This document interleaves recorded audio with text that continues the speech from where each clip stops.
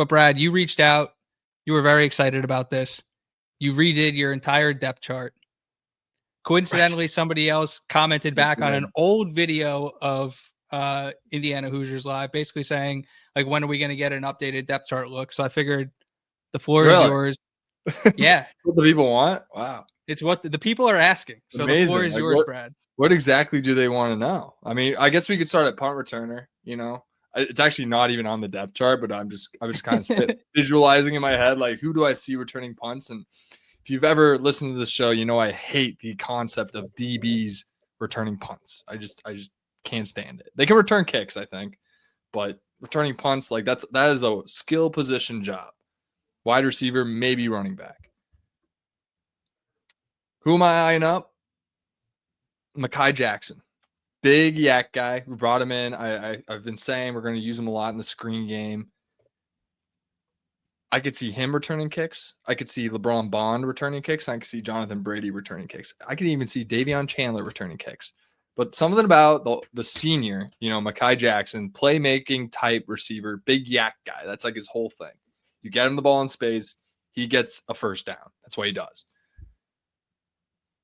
I like him returning kicks this year. Mekhi Jackson. That's my pick. But what do you want to know? That. What are your biggest questions about the depth chart? I'll go to the chat. No, me and you have been staring at the same depth chart for 3 months. I've been staring at this thing for 2 weeks. I just wanted to give you an opportunity to kind of explain. Honestly, I kind of want to see where. I guess I'll say this: where's your head at with the defensive line? Like, how deep are you? Are you 3 deep at this point? In terms of playable guys, we're at 2, a legit 2. I love our 2 deep. I love it. I got Kellen Wyatt at the other DN with bookend with Kamara, and then Wheeler and Tucker inside. Daly, Landino, Ratcliffe, and Dukeway. That is just that too. That second string just looks really. Ratcliffe's listed on Phil Steele's draft eligible guys, and Dukeway and Landino, by the way, got absolutely shelled by NCAA. They're gonna get rating updates this year. I'm telling you, 100%. Those are so disrespectful.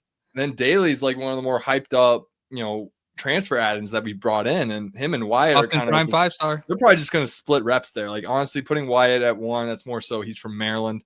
Daly's from Kent State. I really see that spot as they're kind of splitting reps there, specifically. So and then obviously Ratcliffe's gonna mix in a good bit with Wheeler and Tucker. So then as much as we can get from Landino and Dukeway, and then I'm kind of eyeing Turvey's not gonna get legit minutes, but he's good depth to have at my 3 string.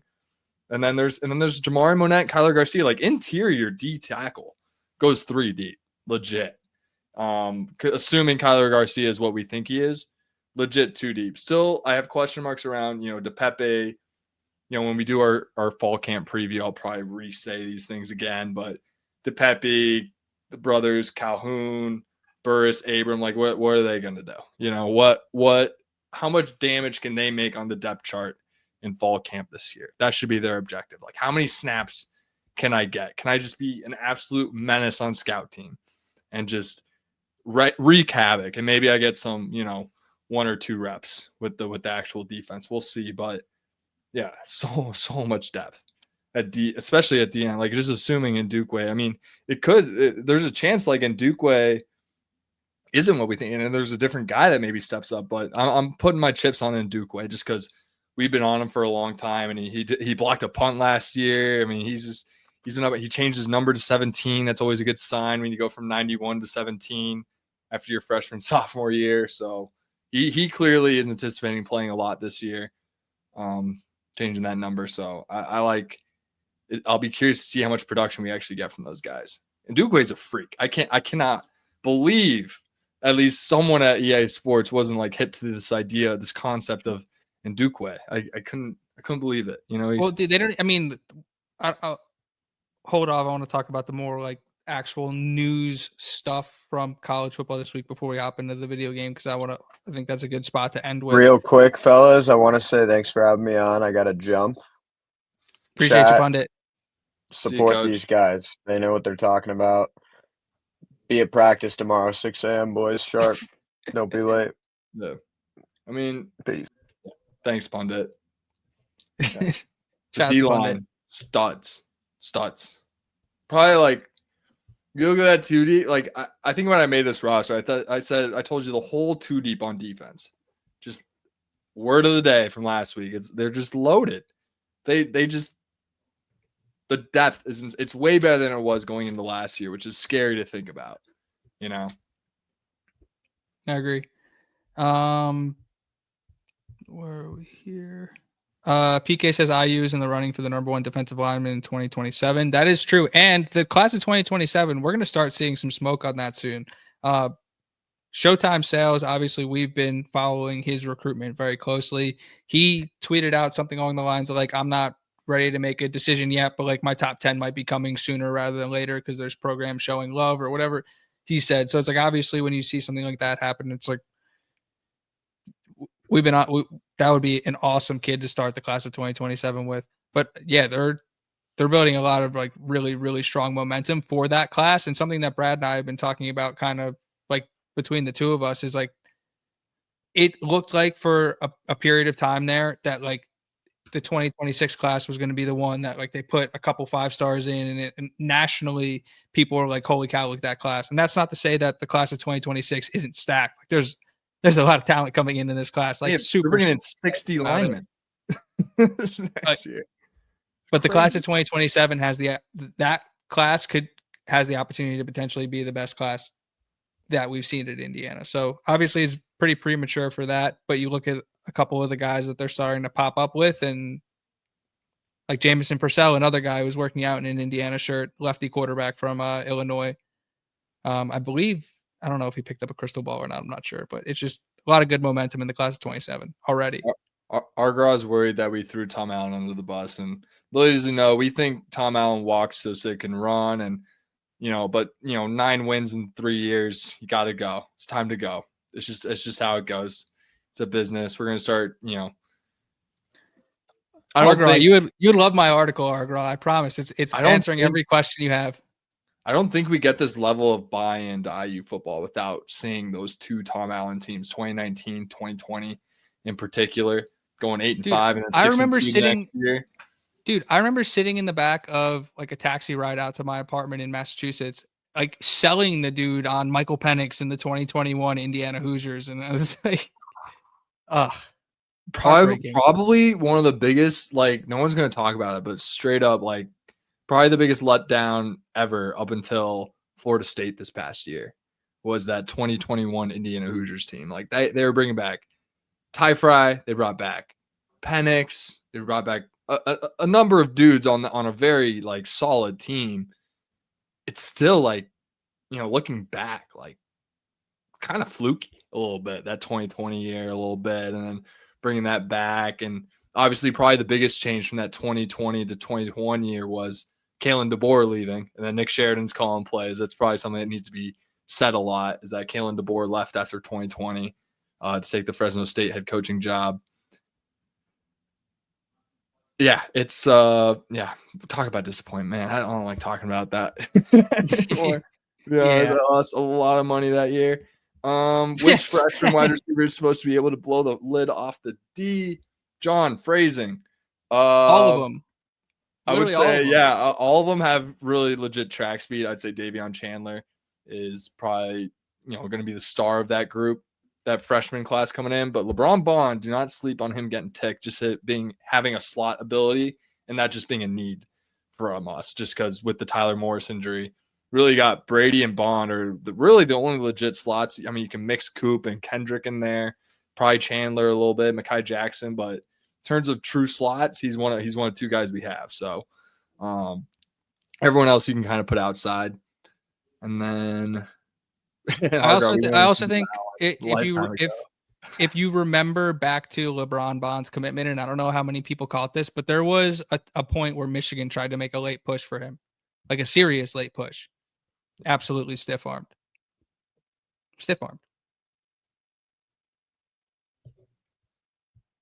You frozen, Brad? No, I'm good. I'm just kind of reading the comics. Is oh my god, Penix will start for the Falcons. Yes, Penix will start for the Falcons, and I'm gonna go further. I shouldn't say this, but because Keys is in my fantasy league, but I mean he probably knows. Like I think. I mean, I drafted Penix in a dynasty league as my QB2. Like I'm in a startup. Like I'm in. Like I can't be more in on Penix. I'm probably Or going to Drake make London Michael for that Penix matter, my but- starting quarterback in fantasy this year. I'm going to try. I think he might win MVP. He just throws the most beautiful ball ever. He really does. I've never seen anyone throw a more beautiful ball than Michael Penix. I just have. He throws the most unbelievable spiral I've ever seen. and it doesn't make sense in practice. Like all the Falcons guys are like, bro, it's like the most pretty spiral you've ever seen. He just throws it. He just whips it out there. It's just perfect. It's insane. Yeah, I'll miss those. I miss Michael Penix. Is 40 touchdowns in play for Mendoza? That's a lot. That's a lot of touchdowns. That's a lot. I don't think so, only because of how effectively they're going to be able to run the ball. They're going to be 30, a two-dimensional 30 team. For sure. 30 is easily in play. 100%. 40 would be what did Rourke get a last lot. year? I think he was like 29, but he missed a game. Yeah, so 30 is we scored a lot of rushing. We scored a lot of rushing touchdowns last year. We scored a lot. We also scored 77 points against Western Illinois. 30's in play. 30's in play. Like 40 would be a lot. There's a chance he's coming into the Illinois game with 12 touchdown passes. You know what I mean? Yeah, I do. Like it could happen. It could. It could happen. Like I'm not gonna put a limitation on it. It feels like a big number, but big numbers. All right, we'll should be say chasing big numbers. We'll say it's in play. But if he does that, he's winning the Heisman. So it's like 100%. Yeah, oh yeah, if he's Mendoza Heisman 40 and Mendoza Heisman's in play. So 40 plus touchdowns, plus 6,000 on DraftKings. For sure. Yeah. Not too popular take. Allen equals Crean. Not the worst thing I've ever heard. It really isn't. I don't like the difference is they should have given coaches Crean and the football the coaches. thing is they should have given Crean one more year.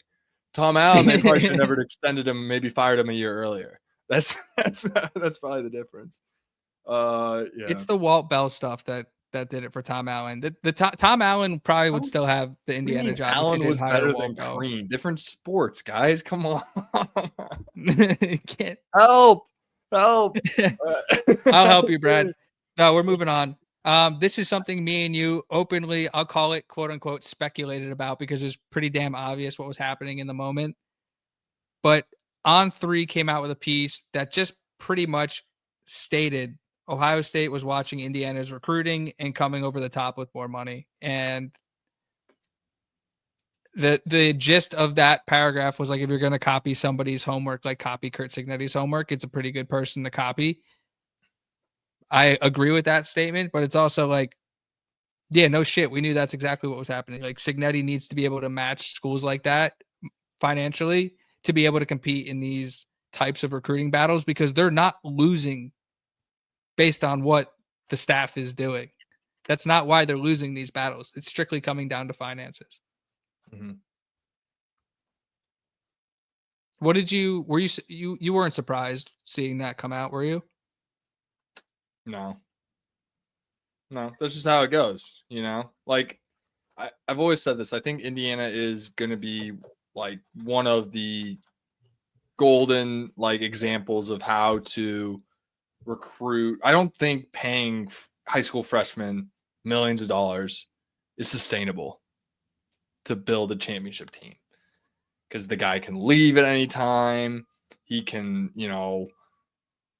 It's just not a good idea. You want guys that are there to be bought in and want to go to the league. That's what you want. You don't want guys that want money now. You want guys that want money later. And I think that's what Indiana does a good job of doing and selling that vision. And I mean, like we'll still pay you guys, obviously, because that's what everyone's doing. But you know, we have a standard here, and this is what it is. And here's your offer. And yeah, here we go. Off to the race. If you want it, you're in. If you don't, you're out. You know, it's really that simple. And that's kind of what you want when you're trying to build a culture, because that's where Cignetti obviously brings in talent, has an eye for talent, but the key, the sauce, the secret sauce is the culture and the work that they put in day after day, the detail-oriented practices that they have, and just, you know, being super prepared going into practice, have a, you know, mistake-free practice, intense, fast, disciplined poise, whatever, yada, yada, the whole sig spiel, and yeah, and that's their secret sauce. It's never going to be, obviously, to get to the next level, they're going to have to start getting the 4 and 5 stars. You know, if we're gonna, you know, we keep saying it. Like we all watched the Ohio State Notre Dame game. It's just going to happen at some point. But we can still make progress the way we're still doing things. And Indiana's going to be better than they were last year, this year. And yeah, they were a playoff team last year. So you can only anticipate, being better than they were last year. They're all of a sudden, I'm anticipating a playoff win this year. And that's the secret sauce. It's not, the X's and O's are great. Like, everything's great about the program, but their secret sauce is the player development and the way they practice. That is what makes the Signetti machine run. As soon as that goes away, you're going to see a drop off from Sig. That's just how it goes. Do I think there's going to be a drop off with Sig? No. Nope. No way. No. It's just, oh my goodness. You just don't play. Just look at Donovan McCulley year one. I mean, everyone saw how that went. And now he's at Michigan, and good for him. Super talented player, but he just was not. I don't think he was.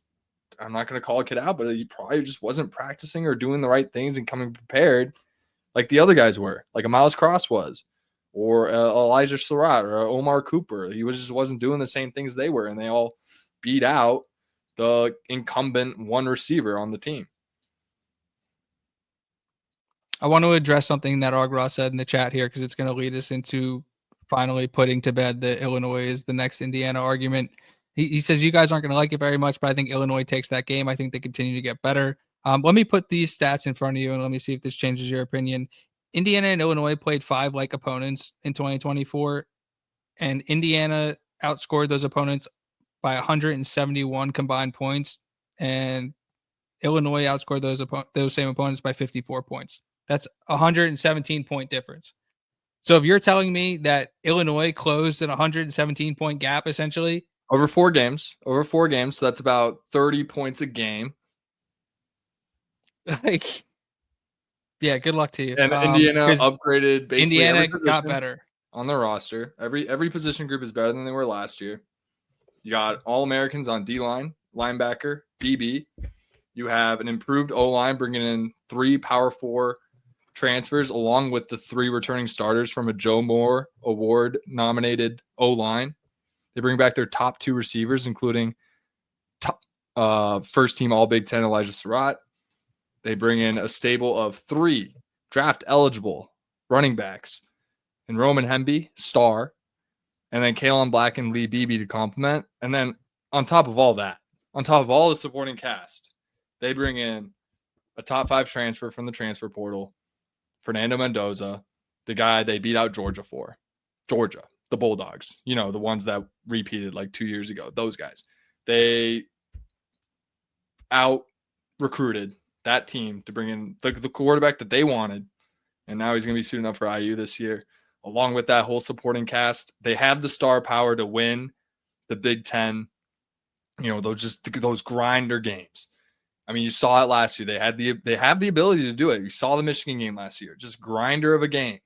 But they just had enough star power on that defense to hold Michigan off. And obviously Michigan didn't have a great offense, but they have the DNA. They've experienced certain things. They played that close game in Michigan last year, so they have that experience. They didn't just blow everyone out and then get blown out by Ohio State and Notre Dame.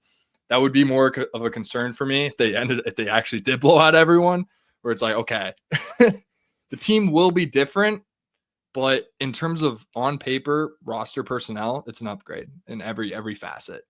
And they went 11-1 and went to the playoff. Yes, the schedule's a little more difficult, but going into last year, it's really not all that different than it was looking at it. We had Washington, Nebraska, Michigan on the schedule. Everyone thought they were going to be 8+ win teams. They weren't. And, now it's Iowa, Illinois, Penn State, and Oregon. And not only do I think we're going to, beat Illinois at home because we're better and we're at home. I think we're going to go to Oregon. I think we're going to get the job done. And I think we're going to be undefeated going into Penn State. Where we face you guys. I'm killing that Illinois is the next Indiana narrative right now and just never talking about it again. Illinois won 10 fucking games last year. Indiana won 3 games the year before. Like, they're not even on the same planet. Illinois is plus 500 to make the college football playoff right now. Right now. Justin Beard, I want to comment on yours because every time I think about the Illinois game, reminds me so much of going into Nebraska last year, where it's like, oh my God, it's going to be a dogfight. Like we were talking about, like we're giving our flowers to Nebraska. We thought they were decent. We saw what they did to Colorado. Just absolutely took them to the woodshed at home. Like we knew they were a good team coming in. We thought it was going to be a dogfight where it was really going to come down to quarterback play at the end. Little did we know, we beat them by 50. So if it's anything like that, that's why Illinois, like, it makes me like every time I try to like going into last year where I thought I was being super trendy, being like, I think Indiana can go 8-4, maybe even 9-3. That'd be the crazy season. Like the crazy season would be us going 9-3, and then all of a sudden we're 11-1. Like it's yeah. It's just hard for me to not buy into this team, to be honest. I try to find ways to like find the red flags and find what could be wrong with this, and I'm having a lot of trouble doing that. Well, here, let me present you another green flag. Another green. It's like I'm drowning in green flags. It's ridiculous. I posted the Ocean's 11. You think we need one more clip the other day when Indiana announced the hiring of Brooks Halsey. He's going to be the assistant director of player personnel. He comes from Tennessee and LSU. He's an LSU alum. He came with about a countless number of good words and recommendations from people all across the industry in different positions, from different teams to people in like the recruiting side of media. Like there was a ton of positive smoke around this hire. And so it's like, you're just looking for reasons to be excited about Indiana football. And it's like, yeah, you're bringing good people like this into the program, and people who like make a difference. Like I'm looking at the guys who follow him. It's like, it's an important, like it's important to bring people like that into your program. And it's just like another one of those, like, yep, green flag for Indiana football. Like we're bringing in guys like that. From a school that used to get poached by the SEC to a team that poaches the SEC. How the turntables. How the turntables, Brad. How the turntables. The other big thing that happened that kind of got swept under the radar this week was the announcement of the Cream and Crimson Studios. It's a new in-house production arm built to improve video board shows and event streams. That's huge. If Indiana had something like this set up previously, like it wasn't very good.